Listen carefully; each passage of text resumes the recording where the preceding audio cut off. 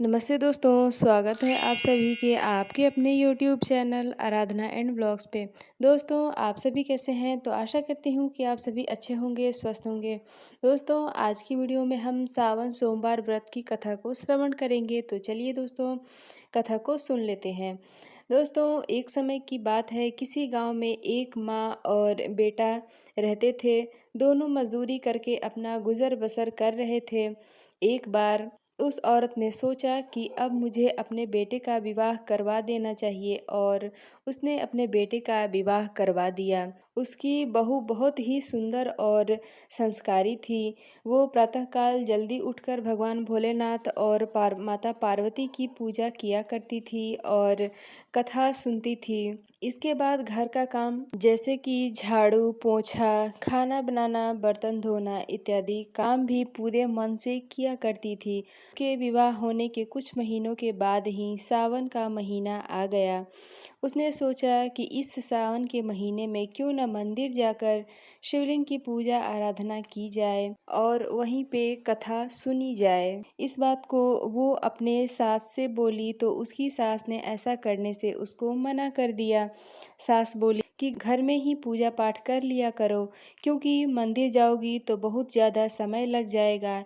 इतने में घर में पूजा भी तुम कर लोगी और तुम्हारा घर का सारा काम भी हो जाएगा। सास की बातों को सुनकर वो कुछ न कर सकी और घर में जाकर काम में लग गई। अगले दिन वो पानी भरने के लिए कुएं के पास जा रही थी। तभी उसने देखा कि गांव की ही कुछ लड़कियां पूजा की थाली सजाकर मंदिर की ओर जा रही हैं।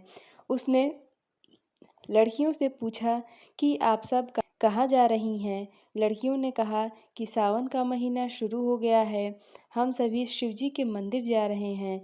लड़कियों की ये बातें सुनकर वो उदास हो गई। ऐसा देखकर लड़कियों ने कहा कि आप हम सब की बात सुनकर उदास क्यों हो गई? क्या आपको पूजा करने नहीं आता है?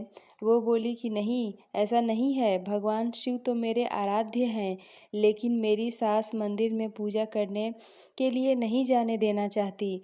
लड़कियों ने कहा कि आप चिंता न करें, आप रोज़ इसी समय पानी लेने कुएं पर आएं, तो उसी समय हम लोगों के साथ मंदिर में जाकर पूजा कर लिया करें। उसने कहा कि मेरे पास इस समय पूजा का कोई भी सामग्री नहीं होता है और अगर मैं घर से लाऊंगी तो मेरी सास को पता चल जाएगा कि मैं पूजा करने के लिए मंदिर जा रही हूँ। लड़कियों ने कहा कि कोई बात नहीं, आप हमारी थाली से शिव जी का पूजन कर लिया करना। लड़कियों की ये बातें सुनकर वो बहुत खुश हो गई और अब वो प्रतिदिन उन लड़कियों के साथ मंदिर जाने लगी। मंदिर में वो भगवान शिवजी की शिवलिंग पे जल चढ़ाती, चंदन लगाती, बेलपत्र, धतूरा इत्यादि चढ़ाती थी और पूरे मन से भगवान भोलेनाथ की पूजा पाठ करती थी, आरती करती थी। इस तरह पूरा सावन का महीना बीत गया। मात्र एक दिन बचा था, तो उसने सोचा कि मैंने पूरे सावन उन लड़कियों से पूजन सामग्री से पूजा किया है, क्यों ना आज कुछ अपना शिवलिंग पे चढ़ाऊं। फिर उसने अपना सोने की नाक में का नथ उतारकर धोकर और शिवलिंग पर अर्पित कर दिया और पूजा समाप्त कर वो पानी लेकर अपने घर आ गई। घर में वो अपने सास से नजरें बचाती फिरती, क्योंकि उसे डर था कि अगर उसके नाक के नथ के बारे में कहीं सास पूछ बैठी तो वो क्या जवाब देगी। इतने में अचानक सास की नज़र उसके मुख पर पड़ी और उसने पाया कि उसकी बहू के सोने की नथ तो नहीं है। सास बहू से पूछ बैठी कि तुम्हारी नाक का नथ कहाँ गया? बहू ने झूठ कहा कि मुझे नहीं पता, शायद वो कहीं गिर गया होगा। सास ने कहा कि तुम मुझे बताओ, आज तुम कहाँ कहाँ गई थी? मैं वहाँ वहाँ जाकर नाक की नथ तुम्हारी खोजूंगी। उसने कहा, जब मैं पानी भरने कुआं पे गई तो वहाँ पे मेरी नाक की नथ थी, पर जब मैं गोबर का उपला बना रही थी तो न जाने मेरी नाक से मेरा नाक का नथ कहाँ चला गया। सास ने कहा कि चलो हमें वहीं पे ढूंढना चाहिए। सास बहू गोबर के ढेर के पास पहुंची और नथ ढूंढने लगी, पर नथ कहीं भी नहीं मिला। अब सास ने कहा कि चलो अब बने हुए उपले को तोड़कर देखते हैं। जैसे ही उपले तोड़े तोड़ी तो दोनों के तोड़े हुए उपलों में से एक एक सोने की नथ निकल कर आई। सास ने बहू से कहा कि ऐसा कैसे हो सकता है, नथ तो एक ही है, दो कैसे हो गई।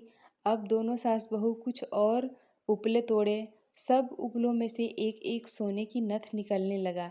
इस तरह सारे उपलों में से एक एक नथ निकली।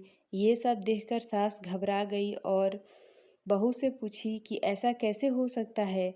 बहू बोली कि माँ जी, ये भगवान भोलेनाथ की कृपा है। और बहू ने सारी बात बताई अपनी सास को। बहू बोली कि मेरी एक नथ के बदले भगवान शिवजी ने मुझे इतनी सारी नथें दी। अपनी बहू की तो बातों को सुनकर सास बहुत खुश हुई और बोली कि सावन के महीने में भगवान भोलेनाथ की पूजन का इतना फल मिलता है, तो अगले वर्ष से हम दोनों सास बहू प्रतिदिन मंदिर जाकर, सावन के महीने में मंदिर जाकर भगवान शिव जी की पूजा पाठ करेंगे। और सास बहू के कहे अनुसार अगले वर्ष का सावन जब आया तो दोनों सास बहू पूरे नियम और धर्म से भगवान भोलेनाथ की पूजा आराधना की। भगवान भोलेनाथ की पूजा आराधना करने के फलस्वरूप उनके घर में धन का भंडार भर गया। धन का भंडार भरने के साथ साथ उसकी बहू का गोद भी भर गया। तो दोस्तों, ये थी सावन महीने की सोमवार व्रत की कथा। कथा आपको कैसी लगी कमेंट करके ज़रूर बताएं। इसी तरह की जानकारी के लिए आप हमारे चैनल को सब्सक्राइब ज़रूर करें। मिलती हूँ इसी तरह के एक और वीडियो के साथ, तब तक के लिए बाय।